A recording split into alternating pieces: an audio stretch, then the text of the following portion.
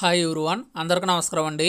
Welcome to our YouTube channel. Telangana రాష్ట్ర వ్యాప్తంగా రైతు రుణమాఫీకి సంబంధించి ముఖ్యమంత్రి రేవంత్ రెడ్డి గారు కీలకమైన ఆదేశాలు జారీ చేశారు. అదేమిటని దానికి సంబంధించిన పూర్తి వివరాలన్నీ కూడా ఈ వీడియోలో మనం తెలుసుకుందాం.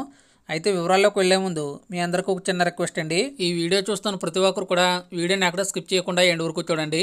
అదేవిధంగా కేంద్ర రాష్ట్ర ప్రభుత్వాలకు సంబంధించిన సంక్షేమ పథకాల యొక్క తాజా సమాచారం కోసం మన ఛానల్ సబ్స్క్రైబ్ చేసుకొని పక్కనున్న బెల్ ఐకాన్ని ఆల్ నోటిఫికేషన్స్ని యాక్టివేట్ చేసుకోండి.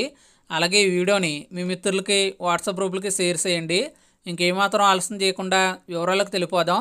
తెలంగాణ రాష్ట్ర వ్యాప్తంగా రైతు రుణమాఫీకి సంబంధించి ముఖ్యమంత్రి రేవంత్ రెడ్డి గారు కీలకమైన ఆదేశాలు జారీ చేశారు.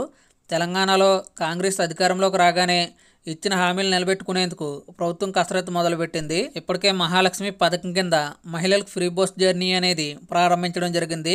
ఇక రైతులకు 2 లక్షల రూపాయల వరకు రుణమాఫీపై ముఖ్యమంత్రి రేవంత్ రెడ్డి గారు కీలకమైనటువంటి ఆదేశాలు జారీ చేశారు. రుణమాఫీపై కార్యాచరణ ప్రారంభించాలని అధికారులను ఆదేశించారు. సచివాలయంలో అయిన రైతు భరోసాపై ఉన్నత స్థాయి సమీక్ష సమావేశం నిర్వహించిన విషయం మనందరికీ తెలిసిందే. ఈ సమావేశంలో రుణమాఫీపై అధికారుల నివేదిక అనంతరం ప్రక్రియ ప్రారంభించే అవకాశం ఉన్నట్లుగా తెలుస్తుంది. తెలంగాణ రాష్ట్ర వ్యాప్తంగా ప్రస్తుతం రైతు భరోసా అనే పథకాన్ని అయితే అమలు చేస్తున్నారు.